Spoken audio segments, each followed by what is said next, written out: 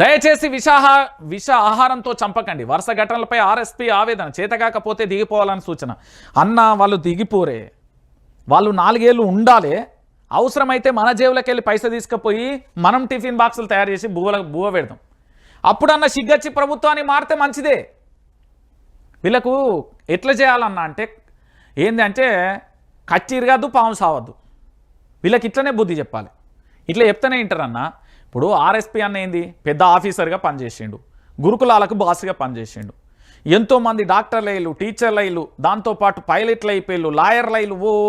ఏ రంగంలో చూసినా తనకంటూ ఒక అభిమాని ఉంటాడు, తన ప్రోత్సాహంతో ఎదిగిన వ్యక్తి ఉంటాడు.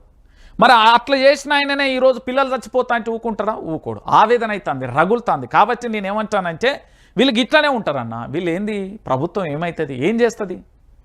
దున్నపోతు మీద వానబడ్డట్టే. ఏం చేస్తుంది, మారుతారా? మారరు. కాబట్టి మనమే సర్ది బాక్సులు తీసుకుపోయి మనమే ఇంతంత డొనేషన్ చేసి ఆడిడ వాళ్ళ వీళ్ళని చందాలు అడిగో, లేకపోతే ఆడిడ ఇంతంత బువ్వ తీసుకొచ్చి, లేకపోతే తెలంగాణ రాష్ట్ర వ్యాప్తంగా బీఆర్ఎస్ పార్టీ ఒక్కరోజు కూలి పని చేసైనా ఆఖరికి గురుకులాలకు సంబంధించి 4 సంవత్సరాలు కాకపోయినా సంవత్సరం బువ్వ అన్న పెట్టి మళ్ళీ సంవత్సరం తర్వాత మళ్ళీ కూలి పని చేసైనా ఇద్దామన్నా. వీళ్ళు మారరన్న. సంపకండి అంటే ఊకుంటారే? పిల్లల పానాలు పోతున్నాయి పాపం. తెలంగాణ రాష్ట్ర వ్యాప్తంగా 4 కోట్ల మంది ప్రజలు ఇవన్నీ చూస్తున్నారు. మన తెలంగాణే కదా, ఇయ్యాల కాకపోయినా రేపైనా మన బిడ్డే అనుకుంటాడు కదా అని వేచి చూస్తున్నారు. 365 రోజులు 48 మంది విద్యార్థులు ఏం చేస్తారన్న ఆర్ఎస్పీ అన్న? నువ్వే రంగంలోకి దిగాలి. కథన రంగంలో కాలు పెడితే కానీ వీళ్ళు మారరన్న. వీళ్ళు ఎందుకు మారతారు?